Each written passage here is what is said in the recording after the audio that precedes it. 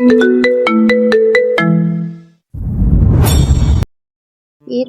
অন্তত পরম যত্ন সহকারে মৌ নিজের হাত দিয়ে উজানকে লোকমা তুলে খাইয়ে দিতে লাগলো। উজান নিজের ভাগের অর্ধেক খাবার খাওয়ার পর বাকি অর্ধেকটা মৌকে খাওয়ানোর জন্য জোর করল এবং মৌও কোনো প্রকার দ্বিধাদ্বন্দ্ব ছাড়াই উজানের এঁঠো প্লেট থেকে বাকি খাবারটুকু নিজের মুখে পুরে নিল। বউয়ের ওভাবে খাওয়ার দৃশ্য দেখে উজান নিজের ঠোঁটের কোণে মুচকি হাসল। সে মুরব্বিদের মুখে বহুবার শুনেছিল একই প্লেটে স্বামী স্ত্রী একসাথে ভাগ করে খাবার খেলে নাকি তাদের ভেতরের পারস্পরিক ভালোবাসা ও মায়া বহু গুণ বেড়ে যায়।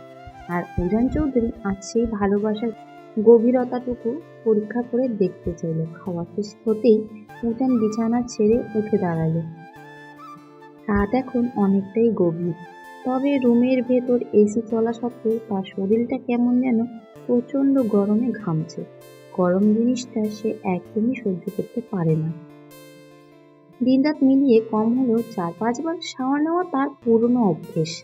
মৌ বিছানায় বসে নিভৃত ও ক্লান্ত দৃষ্টিতে উজানের গতিবিধির দিকে তাকিয়েছিল।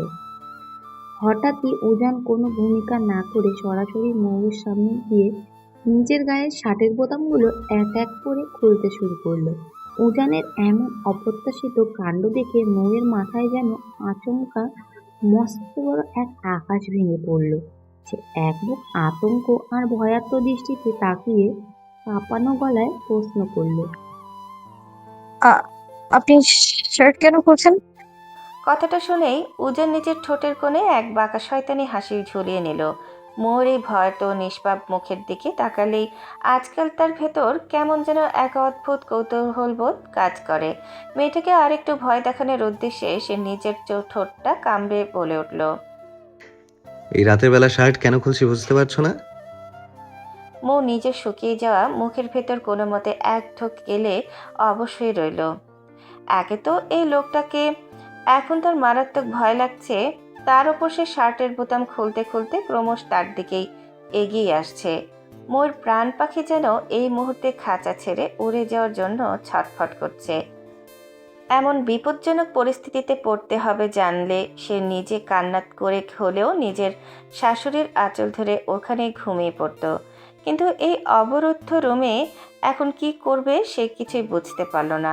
সে আবারও কাঁপতে কাঁপতে বলে, বাবা, আপনি আমার দিকে কেন এগিয়ে আসেন? পুরুষ মানুষ বউয়ের কাছে কেন এগিয়ে আসে শুনি? কথাটা শেষ করেই উজান রসিকতা করে মুখে এক চোখ টিপ দিল। উজানের এই চোখের ইশারা বা ফ্ল্যাট করা দেখে ময়ের কপালে বিন্দু বিন্দু ঘাম জমে উঠল। তার মাঝেই উজান নিজের গা থেকে শার্টটা পুরোপুরি খুলে এক ঝটকায় তা ময়ের মুখের ওপর ছুঁড়ে মারল এবং তার মুখের খুব কাছাকাছি নিজের চওড়া শরীরটা ঝুঁকিয়ে আনলো। উজানের এমন চরম আক্রমণাত্মক রূপ দেখে মৌ আর নিজেকে সামলাতে পারল না। সে নিজের 2 হাত দিয়ে শক্ত করে নিজের চোখ দুটো বন্ধ করে চিৎকার দিয়ে উঠল, শাশুড়ি আম্মা, বাঁচাও! ময়ের চিৎকার শোনা মাত্রই উজান নিজের চোখ দুটো বড় বড় করে রেগে তাকালো। ভাগ্যিস তার এই বেডরুমটা পুরোপুরি সাউন্ডপ্রুফ, নয়তো এতক্ষণে মেয়ের এই মরণ চিৎকার শুনে বাড়ির ছোট বড় সবাই দরজা ভেঙে ভেতরে চলে আসতো। উজান এক ঝটকায় মোর মাথার ঠিক পেছন থেকে টাওয়ালটা নিজের হাতে টেনে নিয়ে হুঙ্কার ছাড়ল, চুপ চুপ করো। মাথায় এমন নোংরা চিন্তা নিয়ে ঘুরে বেড়াও, এক থাপ্পড় দিয়ে মাথার সব আজাইরা চিন্তা বের করে ফেলবো। আমি জাস্ট টাওয়েল নিতে এসেছি, আর ইনি কি সব ভেবে বসে আছেন। ছি, অশ্লীল মেয়ে। মৌ এক মুহূর্তের জন্য পুরো থমথমে খেয়ে গেল।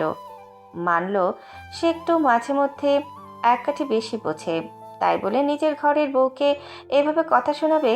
এই পাষাণ লোকটার বুকে কি এইটুকু মেয়ের জন্য একটু মায়া দয়া নেই? এর মাঝেই উজান নিজের স্বভাবসুলভ ধূপধাপ পা ফেলে শাওয়ার নিতে চলে গেল।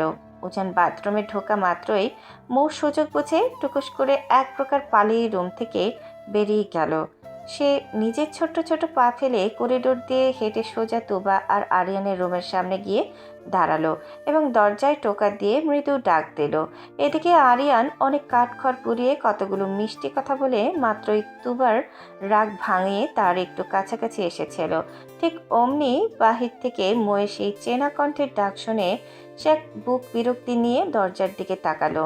বাইরে থেকে আরও বেশ কয়েকবার ডাক পড়তেই আরিয়ানের ঠোঁটের কোণের সেই রোমান্টিক হাসি এক নিমেষেই উধাও হয়ে গেল।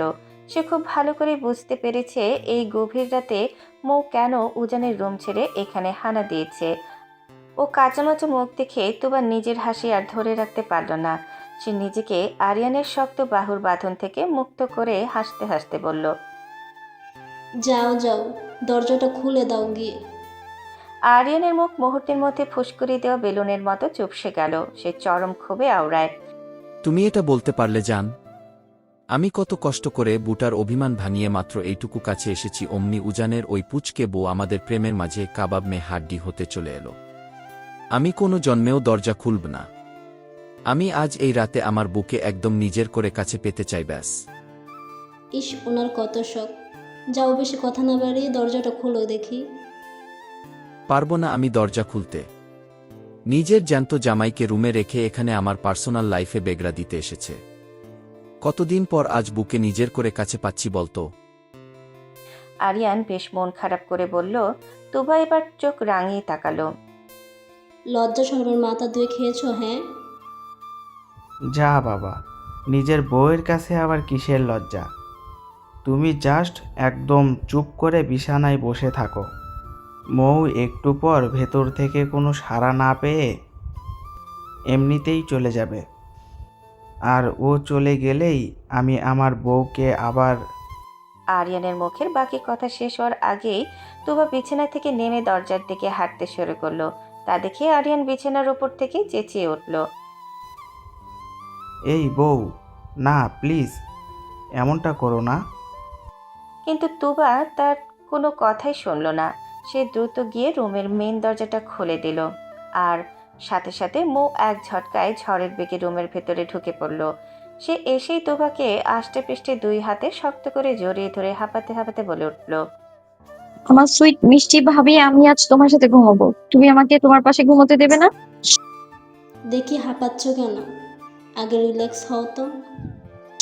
না না ভাবি, আমি একদম ঠিক আছি। প্লিজ তুমি ভাইয়াকে এই মুহূর্তে রুম থেকে বেরিয়ে অন্য কোথাও যেতে বলো না। আমি আজ তোমার সাথে ঘুমাবো রাতে। মৌয়ের কথা শোনা মাত্রই ওপাশ থেকে আরিয়ান এক মরণ চিৎকার দিয়ে উঠল। অসম্ভব। আমি আমার নিজের বউকে ছাড়া এই একটা রাতে অন্য কোথাও থাকতে পারবো না। মৌ এবার নিজের আর চোখে আরিয়ানের দিকে একবার তাকালো। তারপর নিজের ভেতরের সমস্ত রাগ উগরে দিয়ে হনহন করে আরিয়ানের সামনে গিয়ে সোজা দাঁড়িয়ে গেল। চোখ দুটো বড় বড় করে বলল, যাবে না তুমি এই রুম থেকে? ওহ নো, কোনো দিনই যাব না। আরিয়ান বুক ফুলিয়ে বলল। ওকে ফাইন, দেখাচ্ছি মজা। এই বলে মৌ কোনো কিছুর তোয়াক্কা না করে এক ঝটকায় আরিয়ানের দুই পা শক্ত করে ধরে এমন এক টান দিল যে আরিয়ান মুহূর্তের মধ্যে থপাস করে মেঝের ওপর চিৎপটাং হয়ে আছাড় খেয়ে পড়ে গেল। আরিয়ান মেঝের শক্ত আঘাতে ব্যথায় কুঁকড়ে উঠল, কিন্তু মৌয়ের তাতে বিন্দু মাত্র দয়া হলো না। সে আরিয়ানকে মেঝের ওপর দিয়ে টানতে টানতে কোনো মতে রুমের বাইরে বের করে দিল এবং ভেতর থেকে তুবাকে মেন দরজাটা আটকে দিতে বলল। তুবাও মৌয়ের এমন কাণ্ড দেখে হাসতে হাসতে দরজার লকটা আটকে দিল। মৌ দরজার লক লাগাতেই আবারও তুবাকে শক্ত করে জড়িয়ে ধরে আদুরে গলায় বলে, আমার সুইট ভাবি একটা। এদিকে দরজার ওপাশে করিডোরের মেঝেতে বসে আরিয়ান নিজের কপাল চাপড়ে চরম আহাজারি শুরু করে দিল। মৌ বোন আমার, প্লিজ আজকে রাতটা অন্য কোথাও গিয়ে ঘুমা না রে বোন। আমি তোর ভাবিকে ছাড়া একা রাতে কিভাবে ঘুমাবো বল? এই বেটি, অন্তত আমার বউটাকে তো আমার কাছে ফিরিয়ে দে। কিন্তু রুমের ভেতর থেকে আর কোনো রেসপন্স বা সাড়া এলো না। আরিয়ানের মনের যত শখ ছিল তা এক নিমেষেই ধূলিসাৎ হয়ে গেল। এদিকে উজান শাওয়ার শেষ করে টাওয়াল দিয়ে চুল মুছতে মুছতে রুমে এসে দেখে বিছানা একদম ফাঁকা। মৌ রুমে নেই। সে মুহূর্তের মধ্যেই বুঝে ফেলল তার সেই অবাধ্য পুচকে পাখিটা আবারও সুযোগ বুঝে খাঁচা কেটে পালিয়েছে। কথাটা ভাবতেই তার মেজাজটা একেবারে সপ্তমে চলে গেল। সে ক্যাবিনেট থেকে দ্রুত একটি টি শার্ট বের করে কোনো রকম গায়ে জড়িয়ে এক বুক রাগ নিয়ে নিজের কক্ষ ত্যাগ করলো। করিডোর দিয়ে যাওয়ার সময় সে দূর থেকে দেখতে পেল আরিয়ান নিজের রুমের বন্ধ দরজার সামনে হাঁটু গেড়ে অত্যন্ত করুণ মুখে বসে আছে। উজান তার সেই দশা দেখে ধীর পায়ে এগিয়ে গেল। তারপর ঠোঁটের কোণে তাচ্ছিল্যর হাসি ফুটিয়ে উপহাসের সুরে আওড়ালো, ভাইয়া, ভাবি বুঝি আজ রাতে মাঝরাতে লাথি মেরে তোমাকে রুম থেকে বের করে দিয়েছে? উজানের অমন রসাত্মক কথা শোনা মাত্রই আরিয়ান এক ঝটকায় সোজা হয়ে দাঁড়িয়ে উজানের পিঠের ওপর সজোরে এক কিল বসিয়ে দিল আর দাঁত কিরমির করে উঠে, চুপ কর তোর ছেলে। আমার বউ বড্ড ভালো, সে অন্তত তোর মতো নয়। তুই কেমন পুরুষ মানুষ রে, যে নিজের ঘরের এইটুকু একটা বউকে নিজের কাছে আটকে রাখতে পারিস না? বউটাকে যেই না একটু রোমান্স করার জন্য কাছে পেলাম, অমনি তোর ওই ডাকাত বউ এসে আমার সব স্বপ্ন চাঙ্গে তুলে দিল। এখন আমি এই রাতে বউ ছাড়া কিভাবে একা একা থাকবো বল? উজানের জোড়াব্রো এবার কুঁচকে উঠল। সে অবাক হয়ে জিজ্ঞেস করলো, তার মানে আমার পিচ্ছি বউটা এখন তোমার রুমে? হ্যাঁ রে ভাই, তাড়াতাড়ি তোর ওই আপদ বউকে নিজের কাছে তুলে নিয়ে যা, এখান থেকে আমাকে বাঁচা। আরিয়ান অনুরোধ করলো। উজান মুহূর্তেই নিজের ঠোঁটের কোণে এক বাঁকা শয়তানি হাসি ফুটিয়ে তুলল। সে খুব ভালো করে বুঝতে পারল যে আরিয়ান এখন মস্ত বড় এক বিপাকে পড়েছে। সে সুযোগ বুঝে বলে ওঠে, বউ আমি এখনই নিজের দায়িত্বে নিয়ে যেতে পারি ভাইয়া, তবে তার জন্য আমি কি পাবো শুনি? হোয়াট?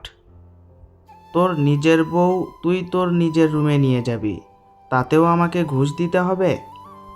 ওকে, তাহলে দিতে হবে না, আমি চললাম ঘুমাতে, তুমি এখানেই দরজার বাইরে বসে রাত কাটাও। উজান উল্টো ঘুরে চলে যাওয়ার জন্য পা বাড়ালো। উজানকে চলে যেতে দেখে আরিয়ান তড়িঘড়ি করে তার হাতটা টেনে ধরল এবং চরম আকুতি করে বলল, ভাই প্লিজ, তোর দুটো পায়ে পড়ি, তোর বউকে নিয়ে গিয়ে আমাকে এই যাত্রায় রক্ষা কর। বল তোর ঠিক কি চাই? বেশি কিছু না, জাস্ট আগামী 1 মাসের আমার শপিংয়ের খরচ। হোয়াট? তুই 1 মাস ধরে শপিং করলে? আমাকে তো আগামী মাস থেকে রাস্তার মোড়ে বাটি নিয়ে ভিক্ষা করতে বসতে হবে। ভাই প্লিজ একটু কম সম চা। ও নো, কোনো কম হবে না। ভাই বোঝার চেষ্টা কর। আচ্ছা যা, আগামী একদিন তুই যত শপিং করবি তার খরচ পুরো টাকা আমি নিজের পকেট থেকে দেব। এবার তো হবে? ওকে ডান, তবে কন্ডিশন হচ্ছে আমার ওই পিচ্ছি বউয়ের শপিংয়ের খরচটাও কিন্তু তোমাকেই দিতে হবে।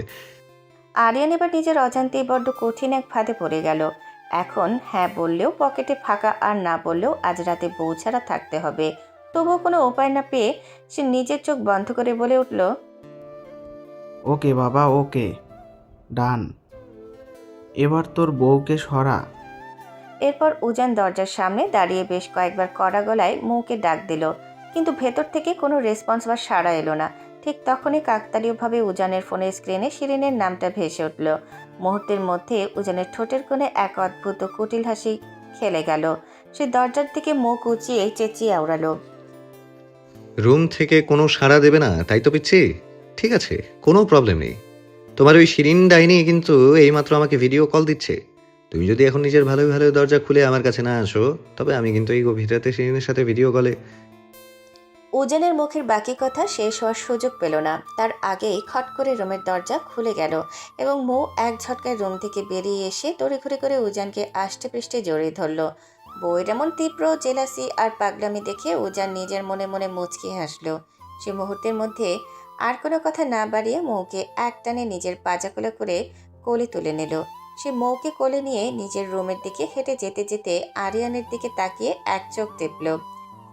থ্যাঙ্কস ভাইয়া, এবার তুমি তোমার অসমাপ্ত রোমান্স কন্টিনিউ করতে পারো। বাই দ্য ওয়ে পিচ্ছি, এই যে মাঝরাতে তুমি আমাকে এত কষ্ট দিলে, এর পানিশমেন্ট হিসেবে আজ সারা রাত আমি জেগে জেগে অনলি শিরিন আর ললিতার সাথেই ফোনে প্রেম করব। উনি বললেই যেন হলো, আমার দুলহা অনলি আমার।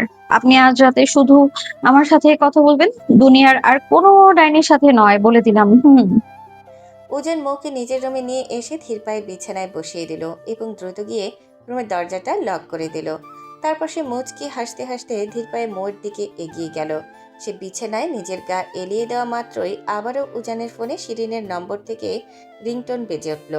ঘন ঘন শিরিনের ফোন আসতে দেখে মৌ এবার নিজের ভিতরের সমস্ত ধৈর্য হারিয়ে ফেলল।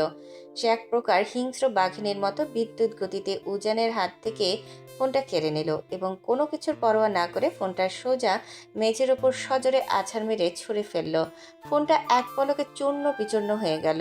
তারপর সে তীব্র গতিতে উজানের চওড়া বুকের ওপর নিজের শরীরের সমস্ত ভার ছেড়ে দিয়ে তার গলাটা দুই হাতে শক্ত করে জড়িয়ে ধরল।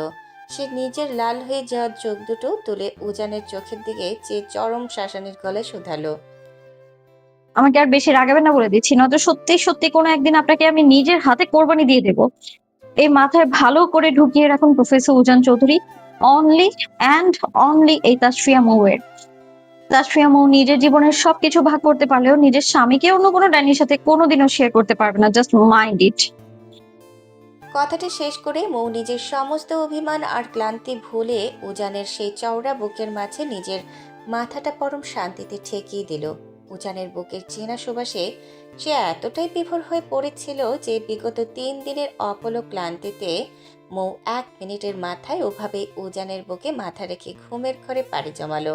বউয়ের এমন তীব্র অধিকার বোধ আর পাগলামি দেখে উজান নিজের ঠোঁটের কোণে এক প্রশান্তির মুচকি হাসি ফুটিয়ে তুলল। সে নিজের সুস্থ হাতটি দিয়ে অত্যন্ত গভীর মায়ায় মৌয়ের মাথায় সিল্কে চলে আলতো করে বিলি কেটে দিতে দিতে মৃদুস্বরে আওড়ালো। আমার এই ছোট্ট অগ্নিকন্যাকে রাগলেও দেখতে বড্ড বেশি সুইট লাগে। ইস, কত কিউট আমার বাচ্চাদের কিউট মাম্মা। ভোরের স্নিগ্ধ নরম আলো চোখের ওপর আছড়ে পড়তেই মুহূর্তের মধ্যে চোখ মুখ কুঁচকে নিল মৌ। সে আড়মোড়া ভেঙে অন্য পাশে মুখ ফিরিয়ে ঘুমালো, কিন্তু সূর্যের আলো তখনও তার চোখের ওপর আঁচড় কাটছে। বেলা কতটা হয়েছে তার কোনো ধারণা নেই, তবে এখন বিছানা ছাড়ার বিন্দুমাত্র ইচ্ছে নেই তার। ঘুম তার বরাবরই খুব প্রিয়। হঠাৎ চিরচেনা সেই পারফিউমের মিষ্টি ঘ্রাণ নাকে এসে লাগলো। ঠিক তখনই আপনা আপনি মৌয়ের ঠোঁটের কোণে হাসি ফুটে উঠল। তার ঠোঁটের এই মিষ্টি হাসি দেখে উজান নিজেও হাসল। মেয়েটা তার উপস্থিতি আগে থেকে টের পায়, হয়তো একেই বলে ভালোবাসা। উজান ধীরে ধীরে মৌয়ের কানের লতিতে হালকা ঠোঁট ছুঁয়ে দিল। সঙ্গে সঙ্গে মৌয়ের শরীরে এক অদ্ভুত শিহরণ বয়ে গেল। এই অনুভূতি ভিন্ন, বড্ড অদ্ভুত। সে চোখ বন্ধ করেই রইল। ঠিক তখনই কানের কাছে ভেসে এলো সেই পরিচিত ভারী কণ্ঠস্বর। মিসেস উজান চৌধুরী, প্লিজ ওঠেন না এবার। আপনার অপেক্ষায় কেউ একজন না খেয়ে খেয়ে বসে আছে। সঙ্গে সঙ্গে মৌ তড়িঘড়ি করে উঠে বসল। আর বসার সময় উজানের মাথার সঙ্গে তার কপালে জোরে টোকা লাগলো। ব্যথায় কুকড়ে উঠল মৌ। ঠোঁট ফুলিয়ে উজানের দিকে তাকিয়ে কাঁদো কাঁদো গলায় বলল, ব্যথা দিলেন কেন? আমার বুঝি কষ্ট হয় না? তার এমন ইনোসেন্ট মুখের ভঙ্গি দেখে উজান এবার শব্দ করে হাসল। মেয়েটার এমন চাহনি, এমন মুগ্ধময় কথা আর পাগলামি তাকে বরাবরই ঘায়েল করে। মেয়েটা দিন দিন তার অভ্যাসে পরিণত হচ্ছে। এই অভ্যাস কি আদৌ কোনোদিন থামবে? এর উত্তর জানা নেই। উজানের শুধু জানে মেয়েটাকে তার বড্ড প্রয়োজন।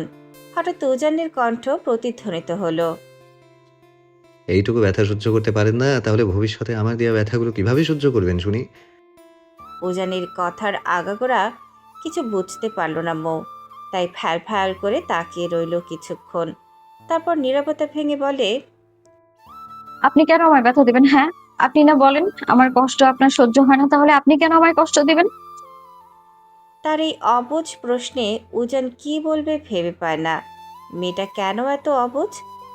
এই অবুঝপনাই তো তাদের মাঝখানে অদৃশ্য এক দূরত্ব তৈরি করে রেখেছে। উজান দীর্ঘশ্বাস ফেলে বিড়বিড় করল, বুঝতে পারছি, আমার মিসেসের মধ্যে এখনো ম্যাচুরিটি আসেনি। মাবুদ জানে আর কত অপেক্ষা করতে হবে আমাকে। মাবুদ, এবার আমার মিসেসকে সঠিক বুদ্ধি দাও। মৌ নিভু নিভু দৃষ্টিতে তাকিয়ে ফিসফিস করে জিজ্ঞেস করলো। কিছু বললেন? উজান মাথা চুলকাতে চুলকাতে উত্তর দিল। হুম, কিছু না। চলেন এবার ব্রেকফাস্ট করে কলেজে যেতে হবে। 2 দিন পর পরীক্ষা, অথচ আপনার সিলেবাস নিয়ে কোনো ভ্রুক্ষেপই নেই। লোকে যদি শোনে প্রফেসর উজান চৌধুরীর ওয়াইফ ফেলটু, তখন আমার মান সম্মান থাকবে?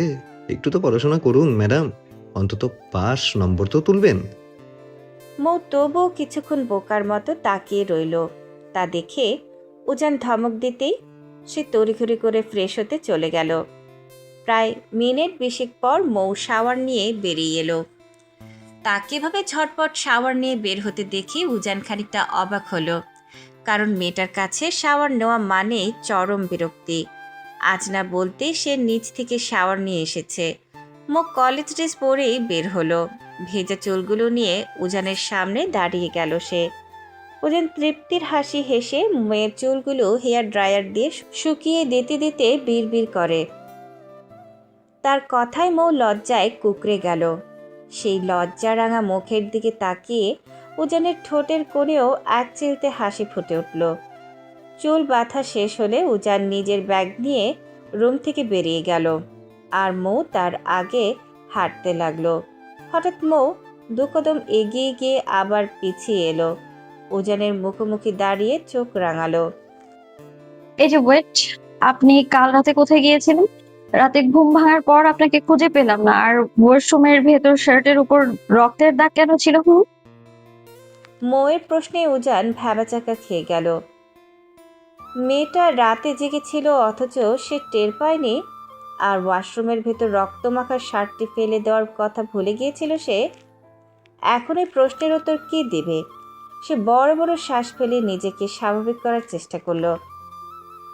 মুখ ঘুরিয়ে সিঁড়ি বেয়ে নিচে নামতে শুরু করলো। ব্রেকফাস্ট শেষ করে দুজনেই কলেজের উদ্দেশ্যে রওনা দিল। উজানের বাইকে বসে তাকে পেছন থেকে আষ্টে পৃষ্ঠে জড়িয়ে রাখলো মৌ। কলেজ গেট থেকে কিছুটা দূরে নেমে এসে অন্য পাশে গিয়ে দাঁড়ালো। মৌ কলেজে প্রবেশের কিছুক্ষণ পর উজানও প্রবেশ করলো। অন্যদিকে মেহের গুটি গুটি পায়ে কলেজের দিকে এগিয়ে যাচ্ছে। আজ অনেক দিন পর কলেজে পা রাখা হচ্ছে। 2 দিন পর পরীক্ষা। সেই নিয়ে তার দুশ্চিন্তার অন্ত নেই। এর মাঝেই হঠাৎ কারো শক্ত বুকের সাথে সজোরে ধাক্কা খেল সে। এত তাড়াহুড়োয় সে যে সামনে কে আছে খেয়ালই করেনি। ভীতু মুখে সামনের লোকটির দিকে তাকাতে সে চমকে উঠল। সামনে বিধ্বস্ত অবস্থায় ইফাত দাঁড়িয়ে আছে। মানুষটার মধ্যে আকাশ পাতাল তফাৎ হয়ে গেছে। সে আগের সৌন্দর্য আর নেই। ঠোঁট দুটো কালো কুচকুচে হয়ে আছে। মেহেরের আর বুঝতে বাকি রইল না কেন তার এমন অবস্থা। তার মুখের দিকে তাকিয়ে মেহেরের বুক কেঁপে উঠল। একটা ছেলে যে সামান্য মেয়ের জন্য নিজের এমন বেহাল দশা করতে পারে তা তার ধারণাতেও ছিল না। ইচ্ছে করছিল পাশ কাটিয়ে চলে যেতে, কিন্তু পা যেন নড়ছেই না। হঠাৎই ইফাত তার হাত ধরে নিজের হাতের ভাঁজে ঢুকিয়ে সামনের দিকে এগোতে লাগলো। যেখানে তার হাত সরিয়ে দেওয়ার কথা ছিল সেখানে মেহেরের মনে এক অদ্ভুত অনুভূতি হচ্ছে। কেন এমন হচ্ছে তা সে নিজেও জানে না, তবে মনে হচ্ছে বহু বছর পর কোনো আপন মানুষের সন্নিকটে এসেছে সে। ইফাত মেহেরের দিকে তাকিয়ে মৃদুস্বরে আওড়ালো,